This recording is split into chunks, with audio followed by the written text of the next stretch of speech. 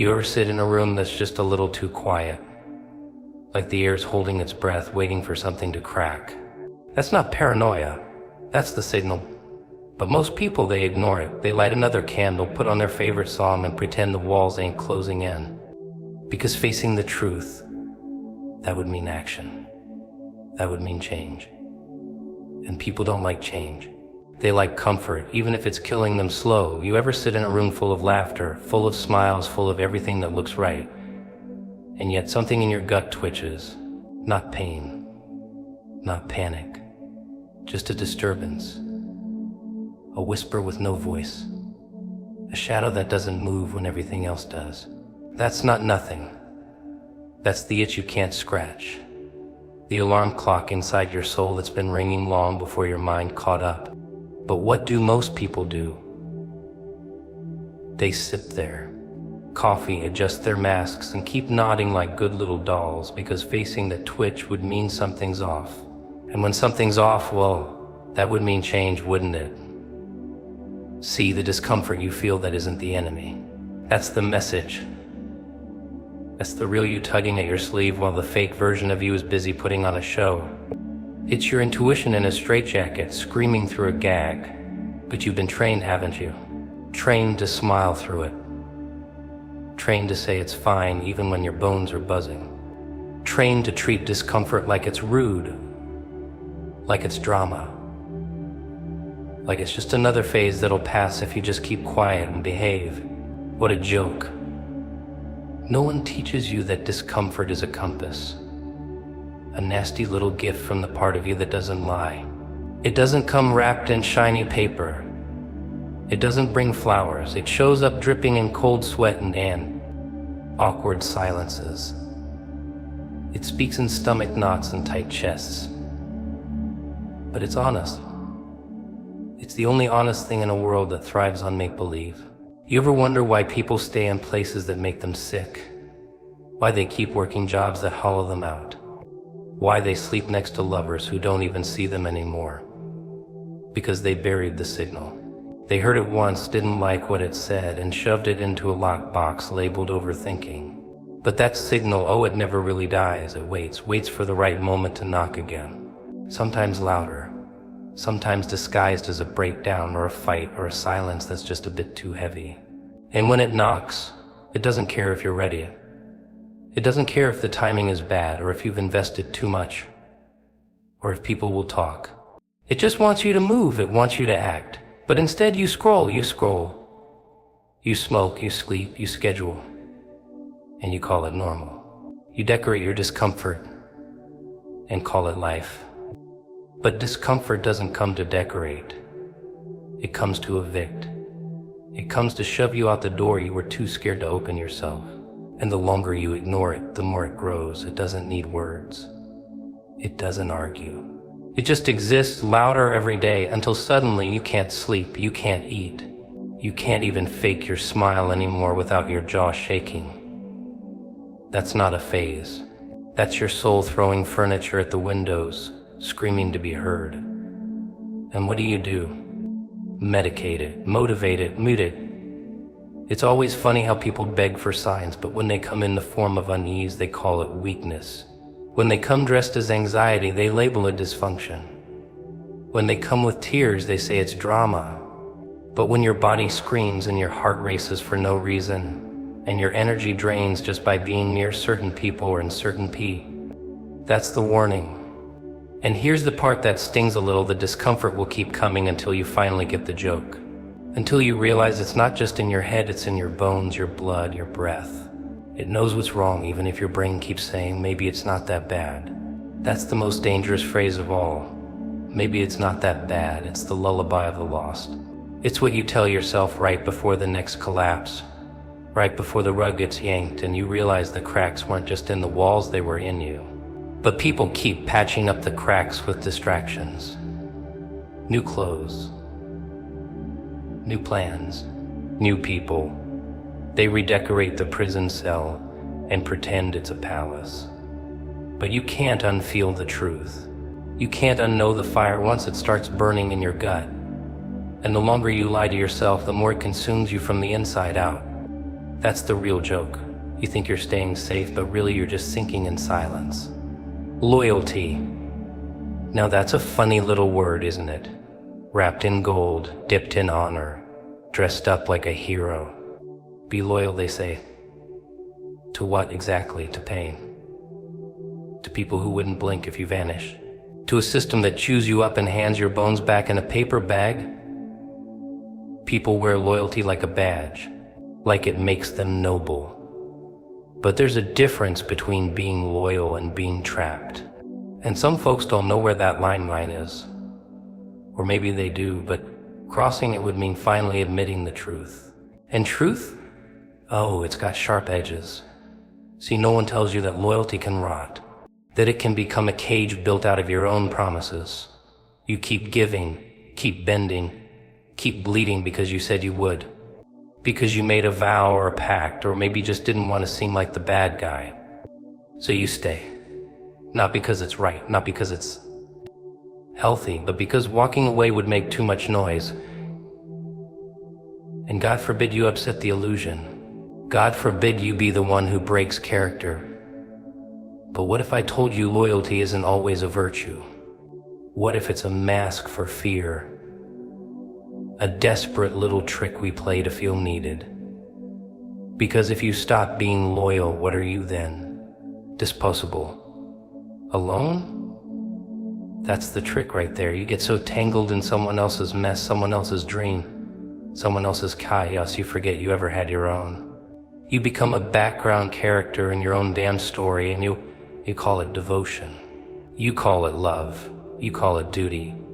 But all it really is avoidance of change, of confrontation, of abandonment. You stay loyal to pain because it's familiar. You know how it feels. You know how to navigate its terrain, even if it cuts. Better the devil you know, right? That's the excuse. That's the anthem of the exhausted. At least I know what to expect. That line has kept more people stuck in toxic hellholes than any locked door ever could. It's not the chains on your wrists, it's the chains in your mind. But here's the cruel joke: the pain you protect will never protect you back. You can be loyal for a decade, give your soul, your sanity, your sleep, and one day it'll just snap. The person, the job, the dream you clung to, it'll toss you aside without a second thought.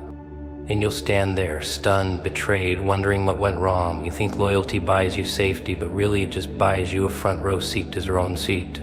You disappear piece by piece and no one claps. Now don't get it twisted, loyalty's not evil. But it's not sacred either, it is an expiration date. And if you don't recognize it, if you keep pouring into something that only drains you, then that's not loyalty anymore. That's self-harm dressed in righteousness. That's setting yourself on fire just to keep a corpse warm. And the worst part, you'll be applauded for it. They'll call you strong. They'll say you're admirable. All while you're crumbling behind your smile. No one teaches you how to unlove something that's hurting you. No one writes scripts for how to leave people you once prayed for. But that's the real loyalty. Loyalty to yourself, to your peace, to your evolution. Not the version of you that made promises under pressure. Not the version that was afraid to be alone. But the version that knows you can't grow in a room that suffocates you. And yet most people stay. Because they fear what it means to let go. They fear being judged. They fear starting over. So they tighten the leash around their own necks and call it honor. They let guilt and memory write their future. But here's the truth they avoid like a loaded gun. Not everything deserves your loyalty. Not every history needs a future. And not every connection is meant to survive the fire. Some ties were only ever meant to be burned. Some chapters only ever made sense because you were too broken to question them. But questioning is dangerous. It leads to answers, and answers lead to action. And action. That's where the pain gets loud. That's where the pretending stops. And if there's one thing people hate more than pain, it's the end of their fantasy. So they cling to the old script, to the familiar suffering. They mistake endurance for strength. But what if real strength is walking away before you're pushed? What if loyalty doesn't mean staying, it means knowing when to leave without a goodbye? Tick-tock. That's the sound of delay. That's the rhythm of excuses dressed in business casual. Soon they say, I just need to get a few things in order. Order in this world? What a riot. There's no such thing as the right time, the right day, the perfect alignment of stars. That's the fantasy they sell you to keep you still, make you think that movement needs permission, that change needs a schedule. But delay isn't strategy, it's sedation. It's a warm blanket of fear whispering, let's just wait a little longer, and you believe it, don't you? Because waiting feels safer than walking. Waiting doesn't ask you to leap, to lose, to risk. It asks nothing but your silence, your stillness, your soul on pause. And while you wait, life, well, it doesn't. It moves. It shifts. It slips through the cracks like water in a sinking ship. You think you've got time. You think there'll be another train, another window, another whisper from the universe. But here's the twist, there won't be. Not like the one that just passed. Not like the one you watched crawl by while you chewed your fingernails and told yourself maybe tomorrow. They don't tell you what delay costs. Not up front, not in the beginning. No receipts, just a slow erosion. First your edge dulls, then your fire dims. Then you wake up one morning and the dream doesn't hit the same. The urgency's gone.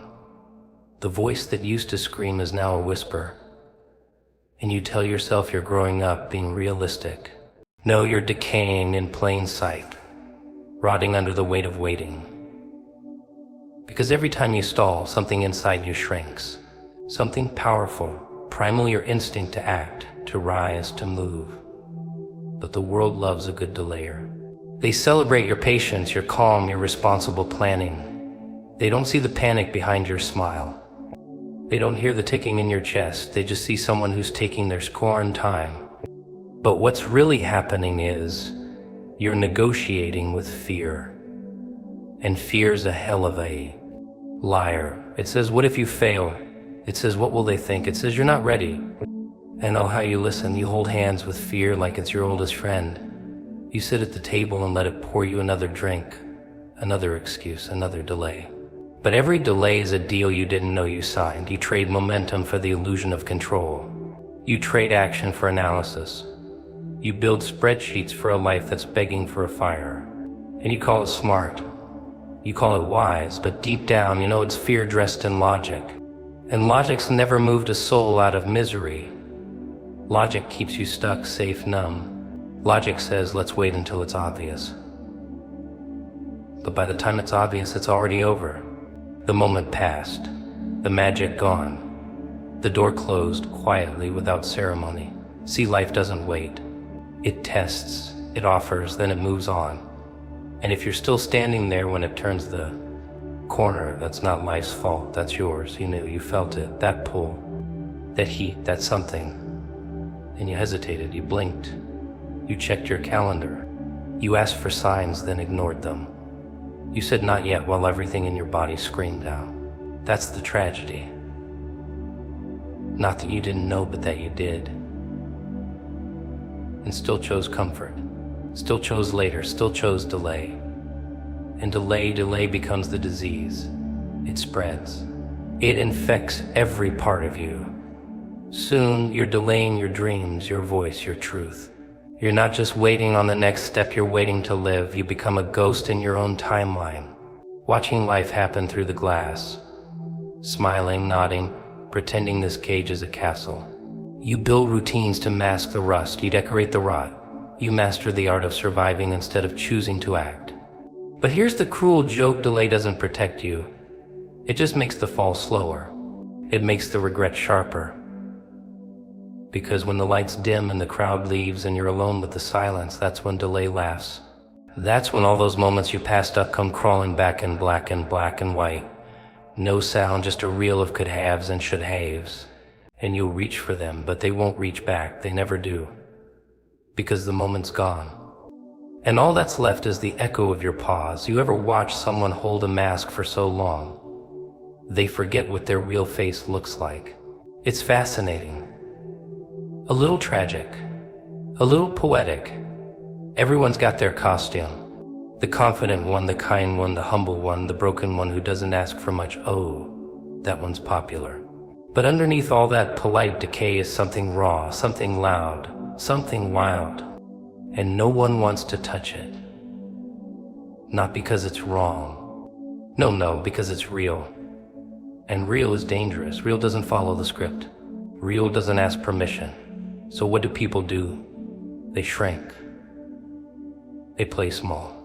Not because they're weak, but because they were trained to be. Rewarded for being soft-spoken, for being agreeable, for tucking in their chaos and wrapping it in a bow. Told, don't be too much, don't dream that big, don't say what you really think. And somewhere between surviving and pretending, they bought the lie. That fitting in means winning. That being invisible is safer. That silence is noble. But let me ask you, who benefits when you hide your fire? They say the world doesn't owe you anything. Maybe it doesn't. But you sure as hell don't owe world your silence, your dimmed down self, your second guessing. This whole show runs on people who forget they were meant to burn, who turn their volume down just to make the room comfortable. But you weren't made for comfort. You weren't made to be palatable. You weren't made to keep the peace at the cost of your power. Somewhere along the line, you traded your roar for applause. You traded your truth for a seat at the table. But that table, it was never built for you. It was built to tame you. And still you stay. Because breaking out, that's messy, that's loud. That comes with side eyes and whispers and people saying you've changed. Of course you have, that's the point, but they don't want that. They want the version of you they can manage. The version that apologizes for taking up space. The version that asks for permission before breathing too deeply. But here's the secret: they don't hate your power. They fear it. Because if you woke up, if you stood up, if you stopped performing, you'd force them to do the same. And not everyone's ready for that mirror. They'll say you're arrogant. They'll say you're unstable. They'll say you've lost your mind. But really, you just stopped waiting for validation. You stopped watering down your message to make it easier to digest. And in a world addicted to fake smiles and filters, authenticity looks like rebellion. It feels like violence. That's how far we've fallen. We call honesty dangerous. We call confidence a threat. And we worship masks that smile through misery. You ever notice how the loudest ones in the web room are the ones trying the hardest to convince themselves? That's the punchline. The ones who act like they've got it all figured out are usually the most lost. They wear their certainty like armor, but you can see the cracks if you look close enough. And beneath it, fear. Not fear of failure. Fear of being seen. Truly seen. Stripped of their titles and trophies and carefully curated personas. Just them bare. Unfiltered. Human. But that's where the power is. In the parts you keep chained up. In the voice you silence before it has a chance to speak. In the impulse you suppress because it doesn't fit the image. That image. It's killing you. Slowly. Silently. You don't need another mask. You don't need another inspirational quote or another routine to numb the ache. You need chaos, beautiful, unfiltered chaos. You need to unlearn, to undo, to unbecome who they told you to be. Because the real you, the one who scares people, the one who doesn't beg to be understood, that version is dangerous and necessary. But they won't tell you that. They'll tell you to calm down, to be reasonable, to stay humble. Code words. Disguises. What they mean is don't disrupt the order, don't challenge the narrative. Don't make us look at our own chains. And maybe you'll listen. Maybe you'll nod. Maybe you'll sit back down. But something in you is getting louder, something primal, something ancient, something done with pretending, something done with shrinking. And when that part of you finally takes over, don't apologize. Don't explain. Just watch the masks fall, one by one. Isn't it funny How people beg for a breakthrough, cry for a sign, shout to the skies for something, anything to change. But the second the ground starts shaking, they run. They don't want change. Not really. They want comfort dressed up like progress.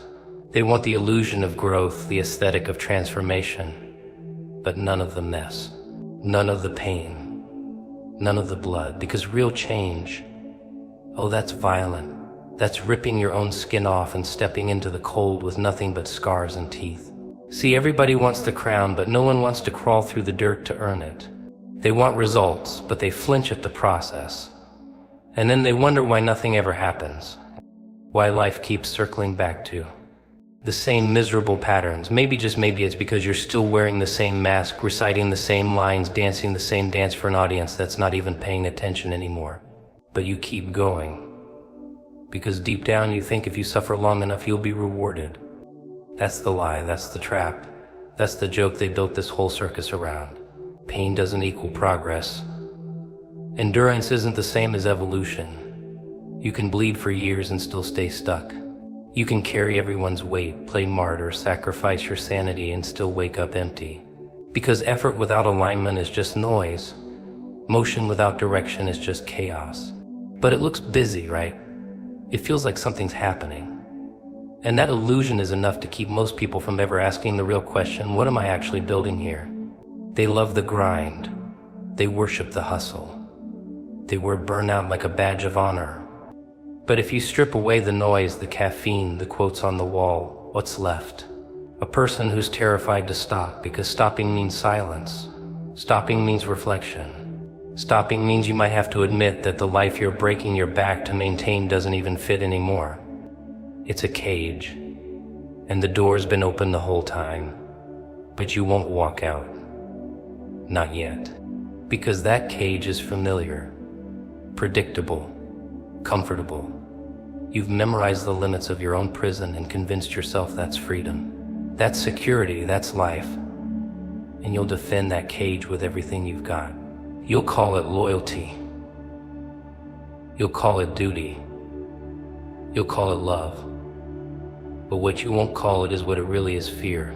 Fear of the unknown. Fear of starting over. Fear of being seen without the mask. Because outside that cage you can't fake it anymore. Outside that cage you have to become you. Not the version they applauded, not the version they tolerated, the real you. The one who doesn't flinch. The one who's not afraid to be disliked. The one who's ready to burn bridges if it means lighting the way forward. But that version, it doesn't come cheap. It costs everything you built while trying to be enough. Every fake smile. Every compromise. Every little death you died just to belong. And that's the price people aren't willing to pay. So they stay. They rot. And they write it off as maturity, as growing up, as being realistic. But deep down they know, that something inside is decaying, that the light's dimming, that the voice that used to scream is now silent. And no one talks about it. No one dares mention that maybe they're